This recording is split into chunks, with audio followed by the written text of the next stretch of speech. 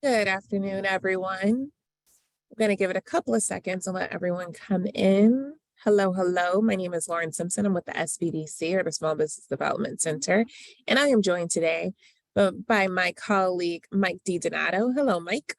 Hello, good afternoon, everybody. So, Mike, as soon as the numbers start to steady a little bit, I will go ahead and do our intro. Let me go ahead and share my screen. You can just confirm that you see everything okay. All right, we do see it. Thank you, Lauren. Okay, great. And you can see it in full screen now? Yes. So Okay, please great. continue. Thank you. All right, our numbers are steady, so let me go ahead and jump into our intro. Hello again, my name is Lauren Simpson. I'm with the SBDC, or the Small Business Development Center. We're a national program with over 1,000 locations across the country. And we provide no-cost services to local small businesses. Now, our services are at no cost to you because your tax dollars have already taken care of our fees. For the Los Angeles network, you'll see that we cover the counties of Los Angeles, Santa Barbara, and Ventura. And you can see our center locations on the map in front of you. We are as far out as Camarillo, over to Santa Clarita, Laverne and Pasadena, all the way down to Long Beach. So again, if you are within the Los Angeles, Santa Barbara, or Ventura counties, please be sure to get in contact with us. You'll want to do so, because we offer no cost business advising. And so you're able to sit one-on-one via Zoom with one of our business experts, people like Mike DiDonato, as well as GB, and other experts in the fields of marketing, in the fields of business planning and licensing. Honestly, you name it and we've got it. And actually, those expertise are a lot owned by even Mike. He does so much. Thanks.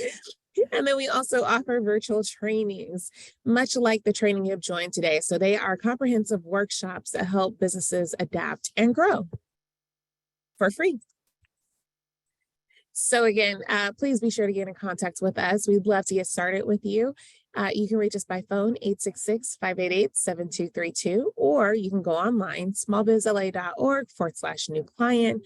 If you've reached us and you are outside of the Los Angeles, Santa Barbara, or Ventura counties, please go to americassbdc.org/find-your-SBDC. So I'm going to go ahead and stop my screen share. Quick housekeeping. Let's please put any questions into the Q&A, and then let's be sure that we keep our questions on task, so on topic, and then the chat will be reserved for any links or any information that Mike or GB would like to share with you. With that, I'm gonna throw it over to you, Mike. Hello again. Thank you so much. A couple other key points. We're coming to the end of the year. We will be here next week, right, Lauren? But the following week, the office where you see Lauren sitting is closed. Okay. And Lauren's going to be having some fun with her family, as will I. So we will not be here the last week of December. We will be back in the first week of January. And Lauren, I think it's January 5th, right?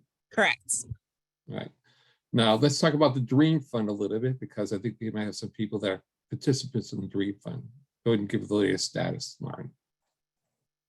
So just wanted to remind everyone that the Dream Fund is first come, first serve. So even if you've completed a training, please remember that it's first come, first serve. Also remember to please hurry up and get your paperwork in. Make sure you do your final documentation review. Make sure you receive your code. And once you receive that code, apply. I cannot stress that enough. Mike, we've had several clients who receive their codes, they go through the training, do the final doc review, do all the steps, and then they don't apply. Apply. And we're just like, what happened? Look, this is money. It's money free in the sense that it's a grant. You don't have to pay it back. If Correct. You have a code, go forward with it. You've done what you're supposed to do. Don't hold That's back. right. Now, if you've done all the work already and you just need a review, get the appointment in. Lauren can help you. We have lots of people that can help you get an appointment. So that is true. Why let somebody else take the money that you can get? Now, it is taxable, but remember, you don't have to pay it back. And I have clients I've seen in September, October that still haven't gotten me the final documents. Like, what are you waiting for? Let's get it done.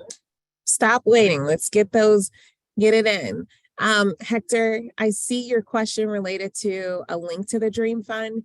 If you have not already participated in a training cohort, unfortunately, you've missed the opportunity. There are no more cohorts or trainings occurring at this point. If you are, though, interested and the program is extended, you will hear so on this show from myself or Mike. We'll be sure to alert anyone who attends to that extension. But as of today, as of right this second, there are no extensions. And the program, if you have not already gone through a training program, excuse me, there are no more available. Now, Lauren, what is coming up for grants? Let me share that link. We do have a new program that's going to be started soon. Give me a few. There we go. Okay, I'm going to share my screen so that I can show.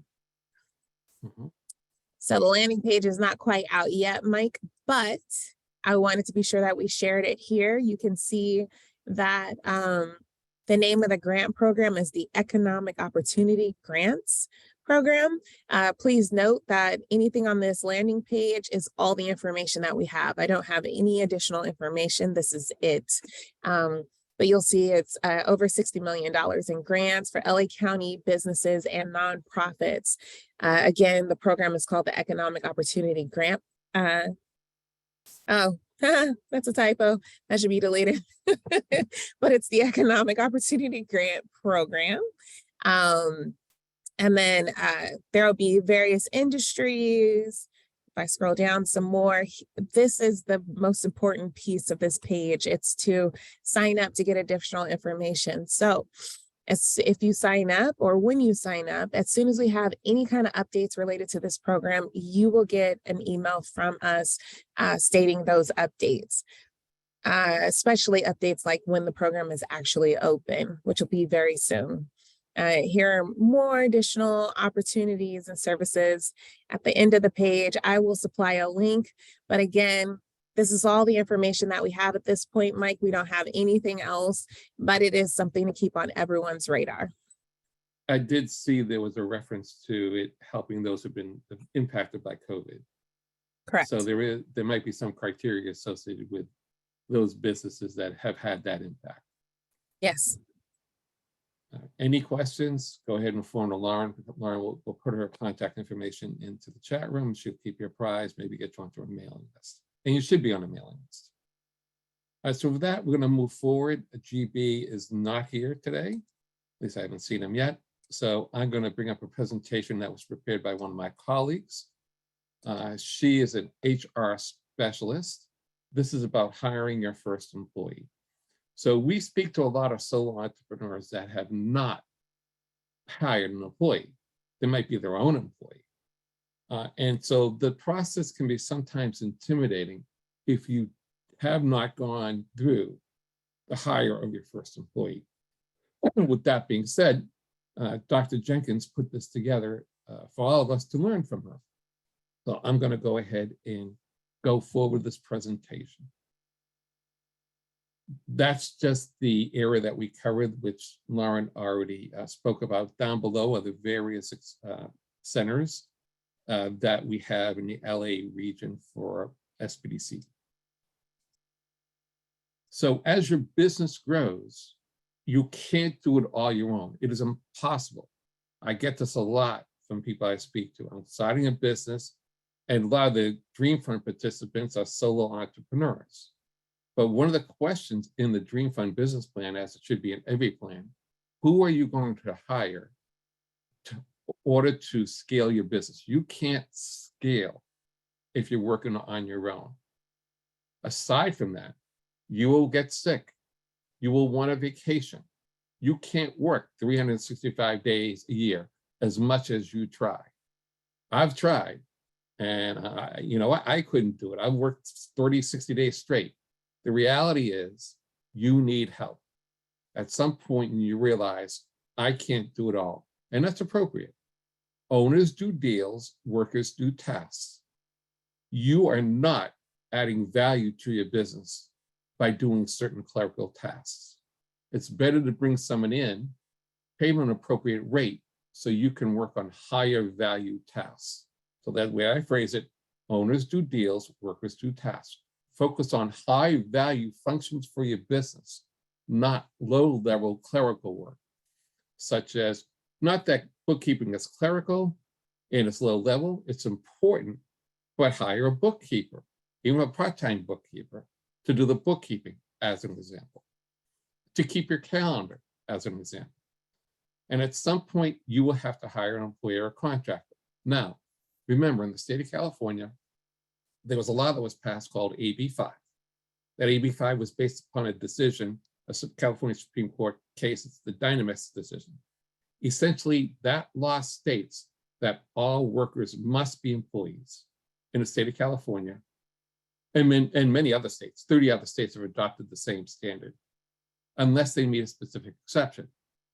One of those exceptions is a B2B exception. Somebody already has a business in place and can prove it, although you're the one who has to prove it, that they have a business in place and it's an independent contract agreement. So don't go into business thinking that you're going to hire a bunch of independent contractors. That's not the way it is anymore. But even so, maybe you hire somebody to do social media who does have their own business. Some of what we're going to talk about here still applies to independent contractors. Okay, now we're going to go forward from here.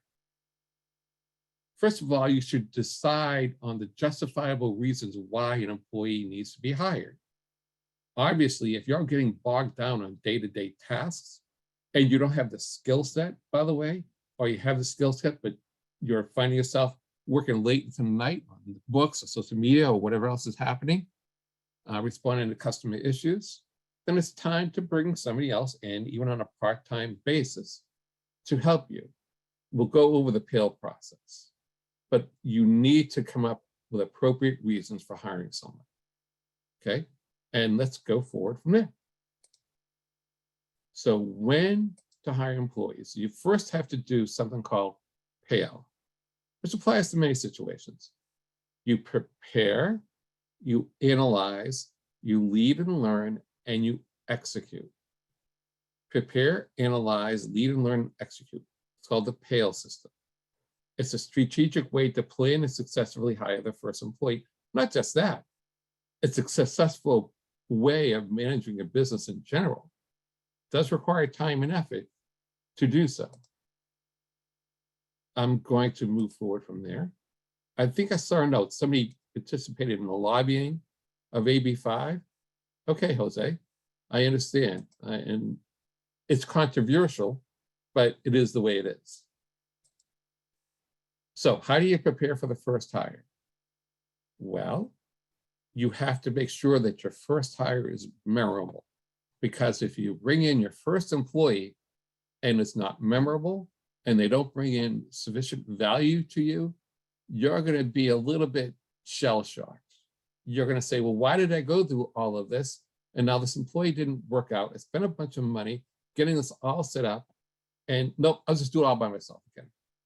That's the wrong approach. Everybody will need help. So the right approach is to do what we're saying here. Prepare, analyze, lead and learn, and execute.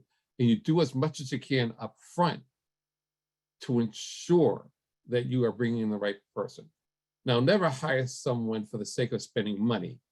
That's not what I'm talking about. I'm talking about a situation where you know that you've hit the wall, or that your family's saying, that's it, we're done. We never see you, okay? It's time to bring somebody else in. And you have to define what that's going to look like for you. Whether this is your first hire or your 20th hire, it's the same type of process. By the time you've done 20 hires, you should have this nailed down, by the way. So there are certain specific business areas of focus for new hires. There's the financial function, the human resources function, there's the leadership and management functions, there's the operations functions, there's the training functions. So some is the sales function, that's what's missing here, okay? There's all sorts of functions that you, as a solo entrepreneur, or maybe you've seen 2 or 3 of you are taking on. I hear this constantly. Every day, 2 to 3 times a day, I'm hearing, I don't have enough time because I'm working in my business, not on my business, because I'm handling so many tasks. And it's not just coming from solo entrepreneurs. It's coming from people that I speak to that are doing $5–10 million in revenue. They're having trouble hiring people. They're having trouble finding talent, or they're having trouble letting go of what they know so well, which is leading them to get bogged down in the day-to-day tasks. Step away, take a weekend, go somewhere on a trip, relax and think about what you truly need to bring value to your business in the terms of talent. There's other resources you need to think about, like technology and capital. We all have constraints. Every business has constraints. There's technological constraints, there's human resources constraints, there's capital constraints, there's regulatory constraints. There's a whole bunch of constraints that you need to think about. There's operational constraints. When you can focus on breaking through one constraint, another constraint will appear. And do not think that the largest businesses in the world or in the United States don't have these constraints. They do. Google has regulatory and legal constraints. So does Ford. Ford has technological constraints that they can't break through yet. We have constraints on electric vehicles because we don't have a complete nationwide system of charging stations that is ubiquitous as gas stations. So there's all sorts of constraints in all industries for all companies, yours included. Determine your constraints. Now, when you're smaller, typically the constraints revolve around capital and talent, human resources. Also, the number one area that we know about that people face, that are challenged by, is financial literacy. Find someone who's financially literate if that's what you need. So there are financial considerations in hiring for your first hire, right?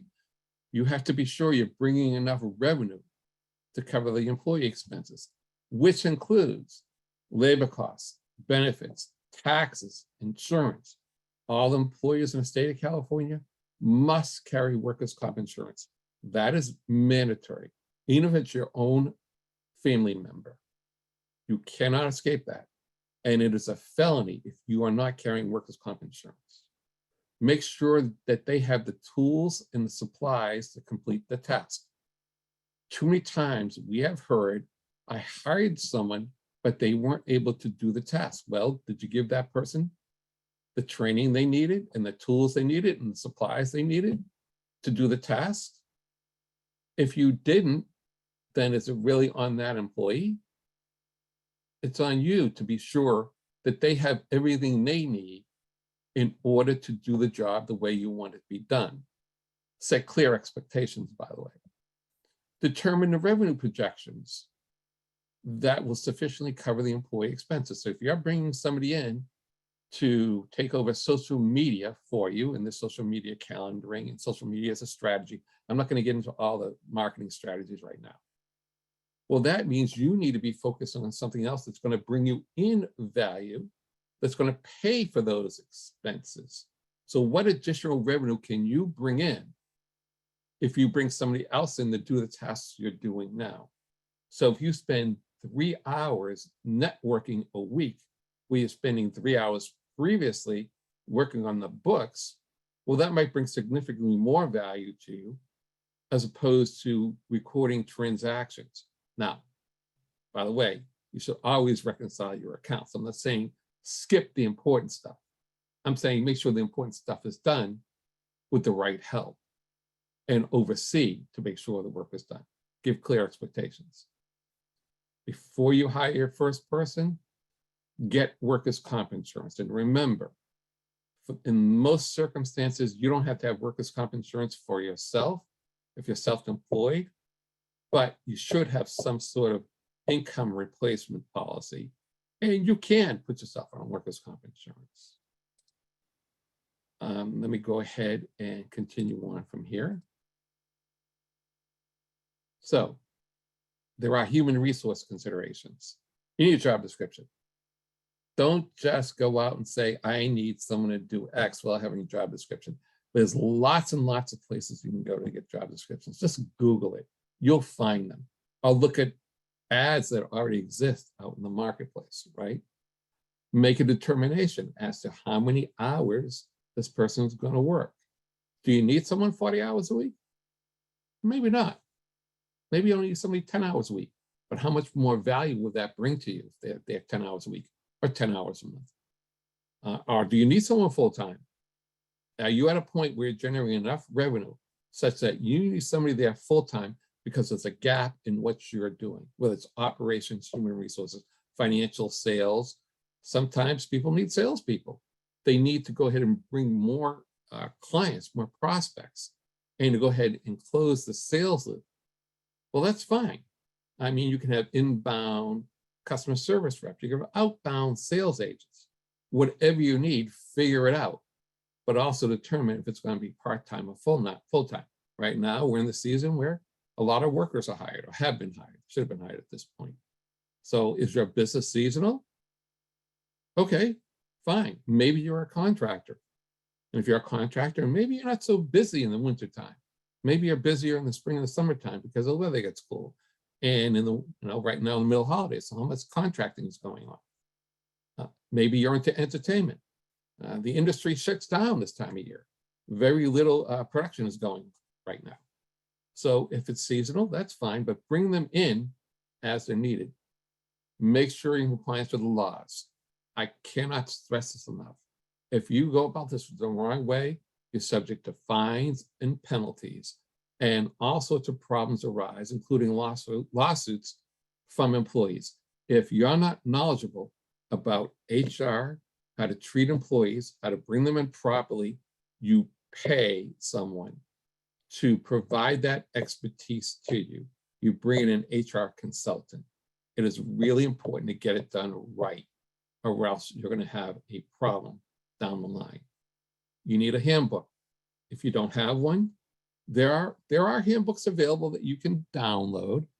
However, keep in mind, for those of you who belong to trade associations, and you should, there's often resources through your trade associations, including model handbooks, policies and procedures, job descriptions for your particular industry. I've worked in the dental industry, I've worked in construction, I've worked in healthcare, I've worked in manufacturing, all sorts of industries. And every industry has a trade group, and every industry has resources, and most of the trade associations have model descriptions, model handbooks, model policies and procedures. Should always be reviewed by your own attorney, but keep that in mind. That might be a way of cutting down the cost of bringing someone in to draft something from scratch. You should have appropriate forms or outsource to a service that can help you with the forms, such as a payroll service. Never do your own payroll. I've been a CFO for numerous companies. I never had my own payroll done. I always outsourced it because you want to bring in those people who do it for a living. It's just so much easier. And we have numerous payroll services that we can choose from, lucky enough in LA, to help you with that process. So we need to talk about leadership and management considerations. You have to determine the best way to manage and lead the new employee. Can it be autonomously? Which means, limited check-ins, maybe some performance checkpoints, or is there going to be heavy supervision over that employee? Set a career path for the hires and mold the new hire as an identical of yourself, not perfectly, because that hire might be bringing in skills or viewpoints that you might differ from yours. So you're not looking for a clone here. All right. Now, shouldn't a new hire be autonomous from the get-go? It depends. An attorney, professional, been doing it for 20, 30 years, 25 years, 10, 15, 20 years. Maybe there's a lot of autonomy there. A first-year student, graduate student, just graduated in engineering, might need a significant amount of supervision. It depends on supervision. It depends on your situation, right? An architect, might bring in a junior person, and that person might need a lot of mentoring and coaching. It just depends on what you're trying to achieve, where they are in their career, what their skill set is, what they're really good at. Let them do what they're really good at and help them in some way, shape, or fashion to become better in what they're not good at. And if that means paying to allow them to take professional development courses, do it. It's well worth the money to have people increase their skill set. Push for them to get their certifications in whatever field they're in. Operational considerations. You need comprehensive policies, procedures, and a disciplinary structure. This is required. This is what really good companies do. You have to determine satisfactory productivity levels based on the financial projections. So you're going to have revenues, you're going to have projections, you're going to break it down in terms of month, week, quarter, month, week, etc. And you're going to push to be sure that those productivity levels are met, but not in a draconian manner. Have systems in place to track productivity and budget time to review the business operations with a new employee. Basically, take control of the situation depending upon the level of skill that that employee has. If it's a fairly new employee, you have to be kind of hands-on with that employee to be sure that they're meeting your expectations. And in this environment where it's difficult to hire people, you want to do frequent check-ins just to see how they're doing and how you can make their life better in their career. People value those types of things. Training consideration. Put a comprehensive training program in for the business. Now, depending upon the size of your business, they can be very complex or relatively simple. But you might have a new hire orientation. There could be some business-specific training. Make sure you get across your core values. Everybody should know your core values. Everybody in that business. I don't care if you have 500 employees. Everyone in that business should know the core values of the business. There could be job-specific training, which can be online, hands-on, or some sort of hybrid, depending upon your business, what you're doing. And then provide supplemental training, the coaching, and additional training. I can tell you that employees value the opportunity to enhance their skills. No question about it, because it brings them value and it brings you value. And give them the opportunity to showcase their skills and make sure those skills are reinforced. Give them an opportunity to show off, so to speak. Let them come in and say, hey, look what I learned. Maybe you'll learn some. Analyze. So there's an important step of the process to ensure that the right candidate is found and offered the first position. So confirm the decision to hire a new employee is financially beneficial, and set up the new hire to begin work. Okay. It's about the right candidate. You might put an ad out on one of the in LinkedIn, and you may get inundated with 100, 200. I have 100, 200 candidates. You have to sort through all those resumes, figure out what makes sense. So you make it a referral from friends and family. Okay. But be sure you have a clear understanding of what you consider to be a right candidate before you make a final decision, aside from doing the standard background checks and the verification of credentials. I'm talking going beyond that. Let's be sure that that person shares the same values. Now, when you interview them, of course, they're going to say, yes, we believe in the mission. Yes, I'm going to do everything they can to support you. Anyone going through an interviewing process will say those things if they want the job. So we go beyond that by asking scenario-based questions. How did you handle it when someone did this? When someone yelled at you when you were a customer service rep?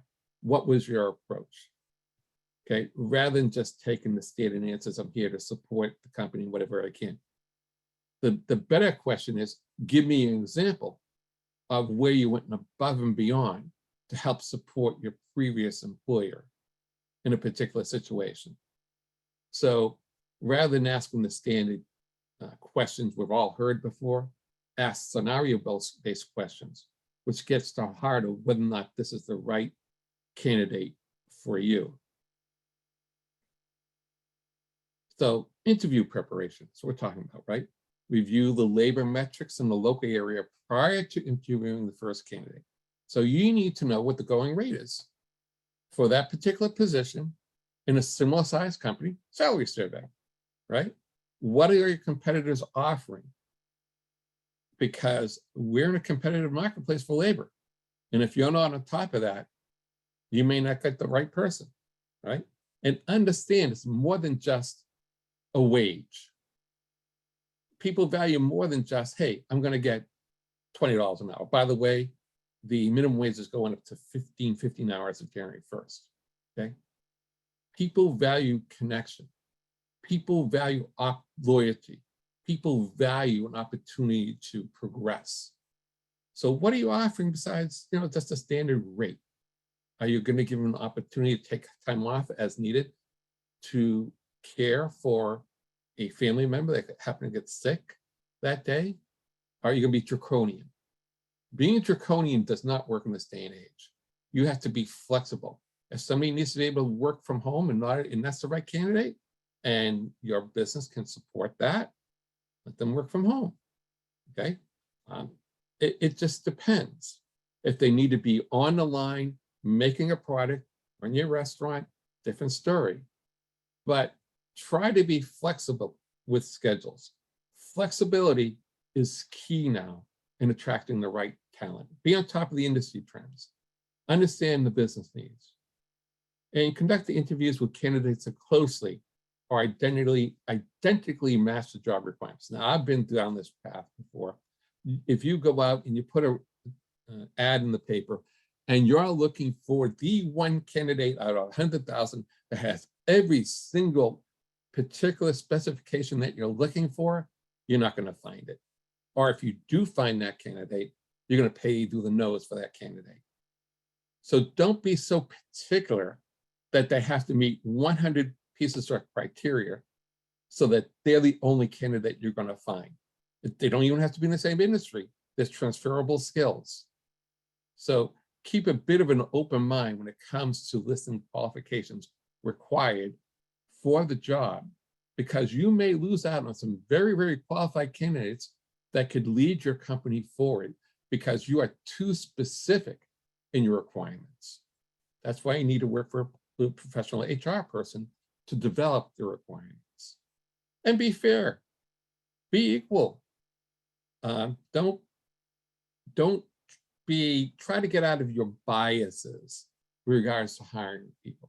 There's a lot of qualified people, for example, that may not have a bachelor's degree. Okay, but can they do the job? Are they self-learners? It may not be necessary for someone to work in the office with a bachelor's degree. Associates might be appropriate, and then give them an opportunity, grow your own, so to speak, train them, and then help pay for the education. That'd be appreciated. Plus, you may not have to pay as much, as an example. Obtain a second opinion. Don't just be the only person that interviews this person. I've been to interviews and I've conducted interviews where I had 3 or 4 people going through these interviews, or I've been interviewed by 3 or 4 or 5 people. That's the best way to go, because now you're getting a multiple viewpoint of whether or not these candidates are appropriate for you. Now, if it comes down to 2, maybe 3 candidates, you think they all fit the bill, do another round. Just make sure that whoever you choose is going to be the right fit for you. It may not be perfect. You may never ever find the perfect candidate, but you'll find someone that can probably do what you need to do and exceed expectations if you do this the right way. Obviously, go through background checks. That's a given, okay? Although a lot of people don't want to pay for it, doesn't cost a lot of money. Do the background checks. But a point of advice here, maybe somebody did something, when they were a teenager and it's still on their record, but they've been exemplary since they were a teenager, maybe it happened years ago. I would suggest that you not to be so harsh if someone made a mistake previously. Everybody deserves a second chance. So I do realize there's lots of people out there with spotless background checks, and that's great, but not everybody has a spotless background check. Does that mean we exclude those people from ever hiring jobs? No, I don't think so. Hope you think like me.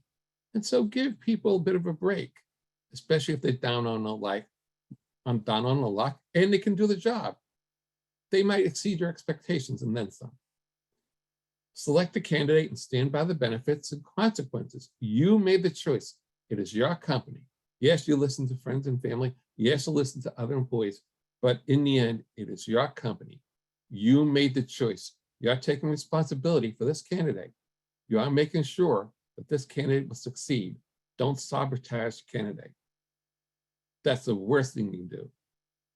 Do not give the candidate any reason to quit because you didn't support that candidate the way you said you were going to support that candidate. If you said you're going to be flexible with work hours, be flexible for work hours. It is inappropriate to indicate to a candidate that they're going to be entitled to certain things and then backtrack off of that after you hire them. That's a mistake. Don't do that. So after you hire them, actually even before you hire them, make sure they're properly classified. So the IRS has specific rules as to who can be exempt and non-exempt. Exempt employees are those employees who are salary employees, typically in the management, right, supervision ranks. And non-exempt are those who are hourly. And there's all sorts of rules and laws that you have to comply with when someone's hourly, even if they're part-time. You have to give them breaks, paid breaks, 15 minutes for every 4 hours worked, half an hour for lunch. Even if they're working from home and they're employees, they're still entitled to a paid break, okay? So just be clear about their classification. The number one lawsuit facing employers is on wages, people not getting their overtime.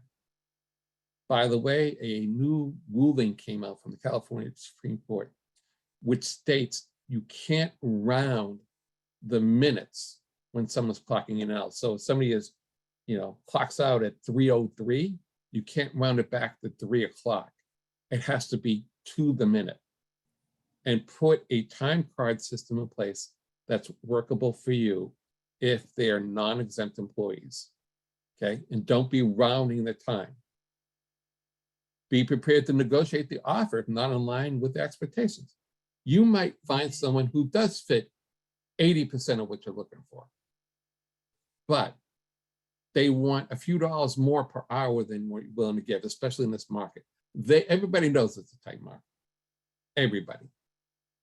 So you have to be above your competitors, or else why are they going to go with you? Now, it may not necessarily be in wages. There could be other things that the candidate wants that other employers are not willing to give. That employee might want 3 weeks vacation, but everybody else is saying 2 weeks. So if you really want that employee to come work with you, maybe you offer them the 3 weeks or more paid time off, okay? Maybe he or she wants a little bit more help with health insurance, or maybe they're looking for a contribution to a 401k plan. Whatever it is, try to figure out what that employee is looking for and try to meet it without, by the way, violating rules in regards to the treatment of other employees. And once again, review your business needs once again to properly classify the employee. This is the number 2 lawsuits. People claiming overtime because they were misclassified. Do not misclassify your employees. That's a mistake. There's specific rules you need to be aware of as to where they fall in terms of classification. And then compile a to-do list for the employee for their first week or two. Don't just throw them in there and say, good luck, thanks, see you later, I'm out.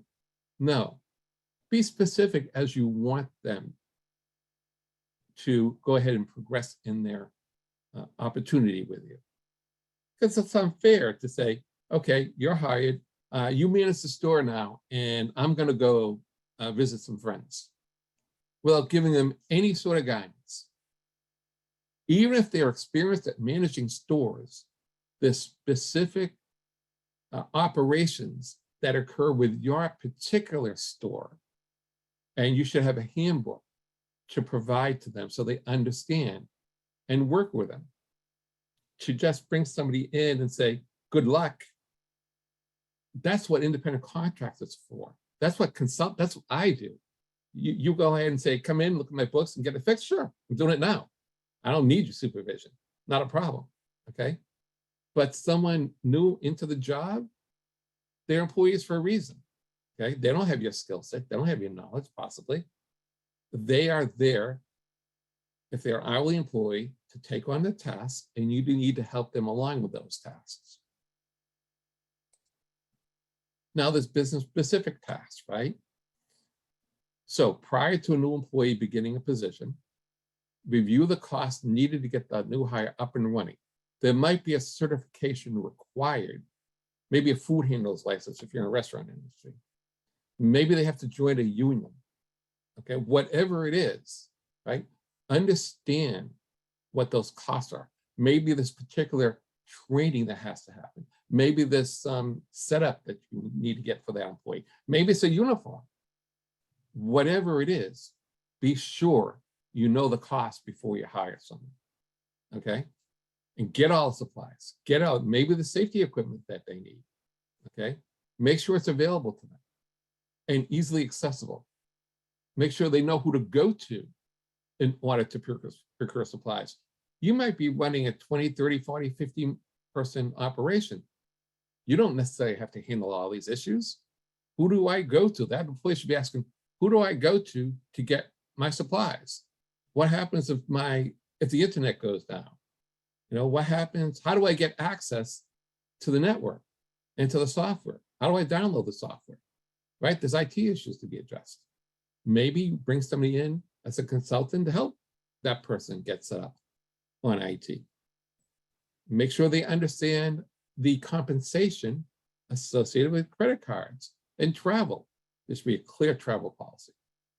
Clear policy on compensation if somebody is expending money on behalf of the company. Because this is where owners get tripped up. Well, what do you mean you went there and you spent $300 on a room? I can't afford that. Well, you didn't tell me I couldn't. Put a procedure and policy in place so everybody knows what the expectations are. And make sure you review and record the expenses for future employment. And then make them feel welcome. You know, it's important for socialization. You can't just have someone come in and just say, okay, we go to work now. Let's develop some social connection. I see something in the chat room. Oh, we get the recording. The recording is available on YouTube. Lauren, perhaps you can go ahead and put the link into the chat room so people can access the recording. So lead and learn. So on the first few days of employment, once again, review the expectations, have clear expectations. My expectation for a customer service rep is that you will answer, 10 calls an hour, or you place 10 calls. Stockbrokers, they are on, they are under heavy pressure to make hundreds of calls a day, okay, depending on where they're working. But they know that. They know what the expectations are, and it's clear. If this testing is involved, to be a stockbroker, you have to pass Series 7. If you can't pass Series 7, you can't be a stockbroker. And there's other certifications or requirements, regulatory requirements. Whatever the expectations are, right?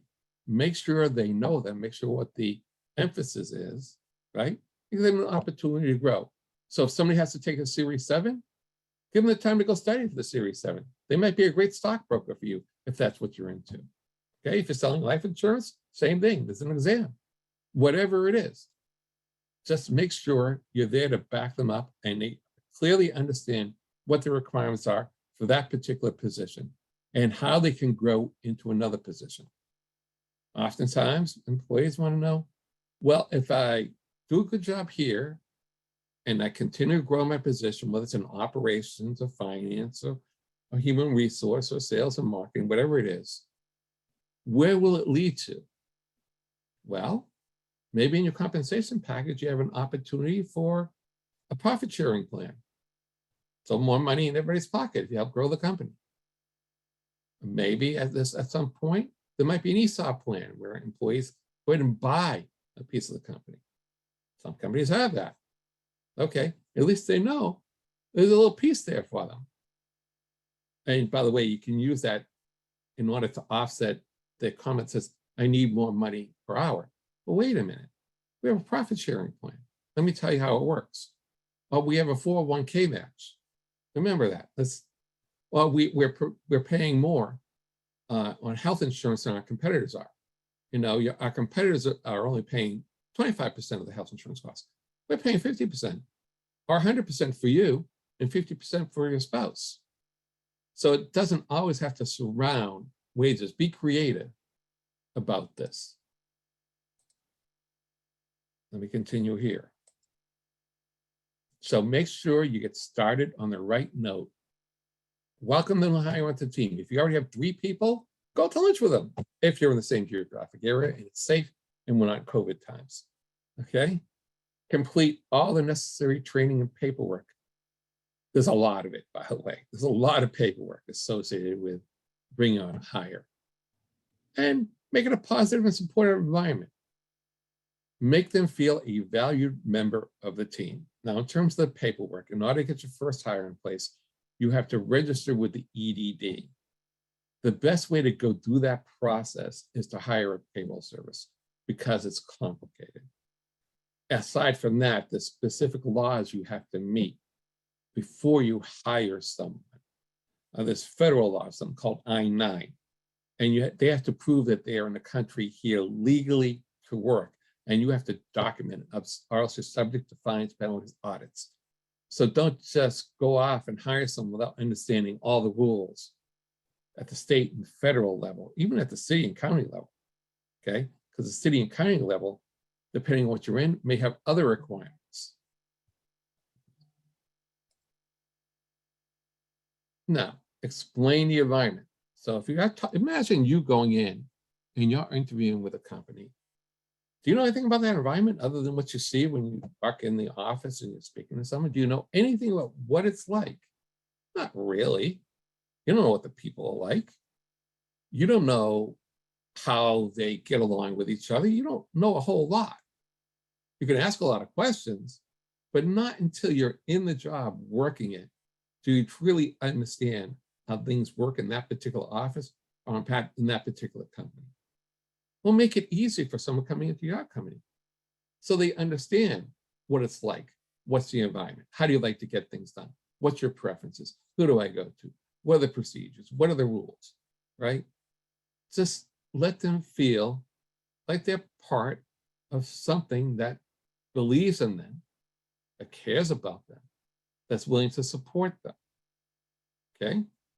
And give them an opportunity to provide more detail of themselves. Now, you can't ask personal questions. They can offer it, but you have to be careful about what questions you ask in the interview and on the job. And you have to be very, very careful about personal health data, things like that. So if they want to lead a conversation, that's okay in certain areas, but I don't recommend you lead the conversation in certain areas, okay? And of course, provide the basic training to the tasks they're required to complete on a daily basis. Always be sure that they are supported and they know what to do, how to do it, when to do it, where to do it, why they're doing it, which is really important, and when it's due. And don't overburden someone with 20 things and not give them a priority. That's a mistake. Unless they're a professional, they know how to prioritize, right? But somebody relatively new, they don't know what your priorities are. You have to give it to them. Let them know and explain why. Don't just say, do this. I need this because I have a deadline coming up. I have a bid I have to get out. So we need to work on this now because I need 3 days from a contractor to review what we have before I send the bid out. Be clear about why you need something done, rather than just saying, do this, I need it tomorrow. That old way of supervising is going by the wayside, and it doesn't work anymore. So there's organic business growth through leadership. During the early days with a newly hired employee, give ample opportunities for that person to showcase their skills and lead. Let's see what their leadership skills are, if it's appropriate for your business. Provide positive feedback and constructive criticism when warranted. I say criticism, I said constructive criticism. Phrased in a way that doesn't tear somebody down, but builds them up. Hey, you know what, Ann? I think you did a great job on the development of that bid proposal, but can I say this? In this particular section of the way you prepare it, I might have phrased it a little differently. Oh, okay, well, show me how you might have phrased it differently, rather than being much more critical about the way Ann prepared the bid proposal. Now, as trust builds in the employee, give them opportunities to lead themselves. And you might learn from them. They might have significant input to give back to you to help you grow the business. So solicit feedback. I don't mean, yeah, boss, you're doing a great job. You're wonderful. We love you. Thanks so much. That's not what I'm talking about. You want honest feedback. Help me grow this business. What do I need to do to make this business better for all of us? Right? What do I need to do to make these presentations better for all of you? That's what I want to know. Okay. Most importantly, let the newly hired employee be able to grow with the business. So as the business grows, appropriately compensate the employees as they are loyal to. There's a lot of business out there where employees have been there 5, 10, 15, 20 years. Those people should be recognized, acknowledged, and appropriately compensated for their efforts to grow the business. If you're in a situation where you're selling business, take care of those employees that are loyal and dedicated to you, or else you wouldn't be where you're at. Remember, though they're hired for a specific role, provide opportunities for additional responsibility when able to do so. Your first hire sets the tone for every other employee that comes after. So make sure it's the right hire. Then you execute. So you stay on course that was set prior to the first hire. There's going to be rapid transition. It's going to be difficult, especially with first hire, for you to give up control of what you're doing. In a lot of cases, people want to maintain that control. No, I have to do everything. I'll go ahead and set the appointments. I'll create the content that's going to go on our website. I'll talk to the IT guy. I'll talk to the accountant. I'll do it all. Then why'd you hire someone? You have to be able, you, as an owner of a business, has to be able to back out of those responsibilities and tasks that you hired that employee for. They'll make mistakes. They'll make mistakes. Okay. Let them learn from their mistakes. They're not you. No one's you. It's okay if they make mistakes, so long as it doesn't significantly hurt the company. But let them learn from those mistakes. And by the way, they may not be mistakes. They just need maybe a different way of doing things that you haven't considered. So keep in mind that there's different ways of doing things. And if you are set on doing things in a particular way, well, maybe it's not necessarily the right way. The term right is maybe it's not the best way, the most progressive way to move forward. Be open to new ideas, especially coming from those of a younger generation. They're more tuned in to what is appropriate in this day and age if you're trying to attract buyers and clients of a younger generation. Share the experience with others and prepare to do it again as needed, right? So you want to execute the business plan. Now, over time, there's a transition away from completing tasks to managing and growing the business. That means stepping back. You're not doing the tasks. You're out there meeting people. You're out there doing talks. You're writing a book. You're writing a manual. You're you're inventing, you're creating, you're helping to grow the business at high level tasks, and you're letting this employee or other employees handle the low level tasks. And that's appropriate. Now, there's going to be times where additional help might be needed, okay? Especially in the beginning of it, of the new hire's employment. They're going to need some help. That's okay.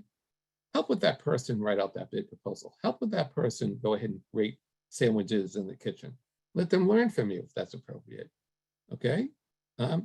Chefs, executive chefs teach junior chefs, and junior chefs teach line help, line cooks, the way it works. But at some point, you have to step back and let go of those day-to-day tasks. Let them go for it. Put trust in them. You hired them for a reason. You did the background checks. You vetted them. You took them, you spoke to them 2 or 3 times before you hired them. You checked their references, of course. You looked at their social media accounts. You've done everything you can to confirm that this person is the right person for the job. So trust your own intuition. Let them do their job. Don't get in their way. Then you pay it forward by sharing experience. You help fellow business owners in a similar situation by giving them wisdom, guidance, support. Let them know what it took for you to get to the air, right? Because they're facing the same situation you were a few months ago, or 6 months ago, when you were looking to hire someone.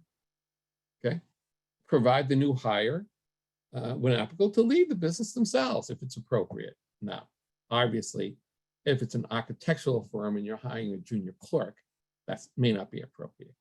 But there might be some circumstances where somebody can go ahead and take over the retail store and lead it for a couple of days of the week, and then eventually handle all by themselves for most of the time while you go open another store.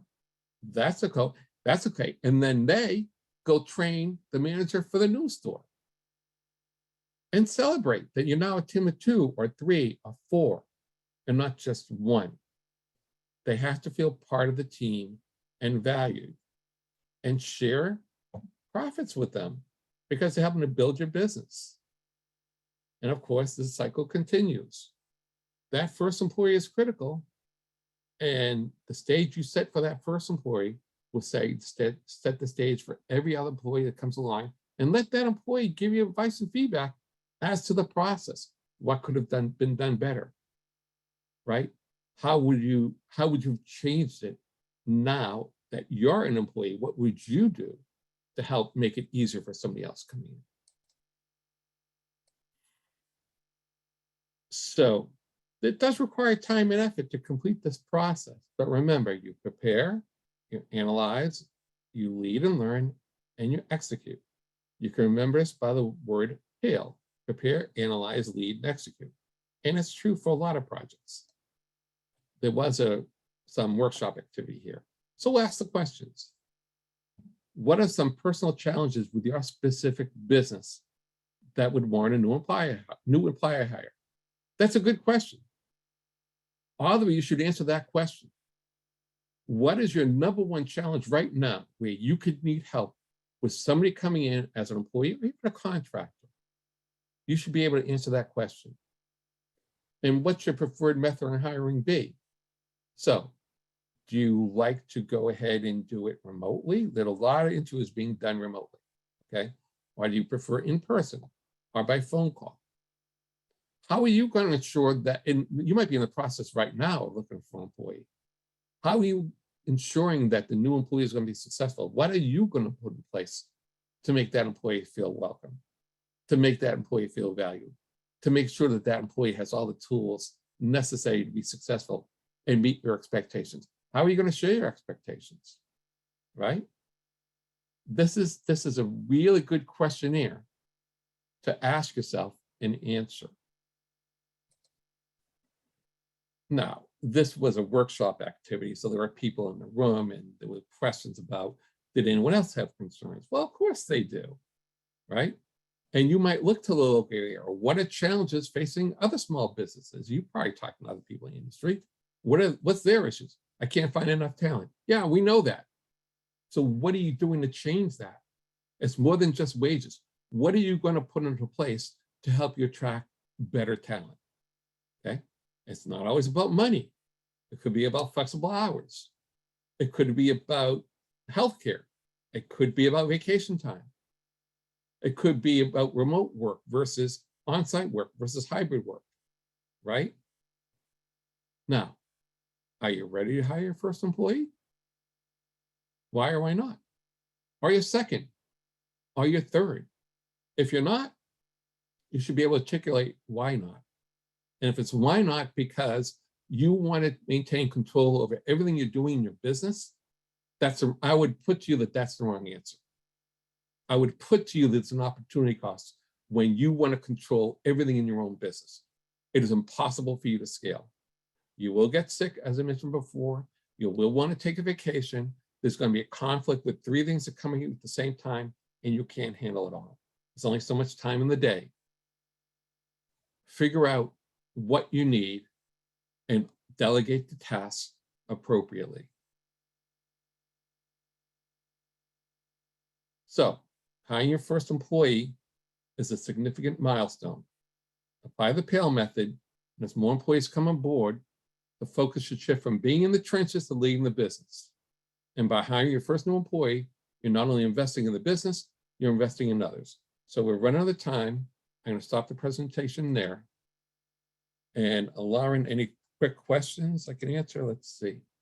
Our Job Corps programs in which they find the potential employee to work for business, which will come. Okay, so there's workforce development boards, Sakura, and we have connections to workforce development boards, and they will pay up to, I think, $80,000 if you bring in employees, new employees, and you train them. There's certain criteria, and we can connect you to local workforce development boards that's paid for by a state grant. Anything else I can address here? Okay, so that concludes our presentation for today. If you want a copy of this, Lauren put a link into the chat room, and we'll be back next week with another presentation. Thank you so much. We ran over a little bit. Hope everybody has a great day and a great weekend. Bye now. Thanks, Lauren. Thanks, Mike. Bye.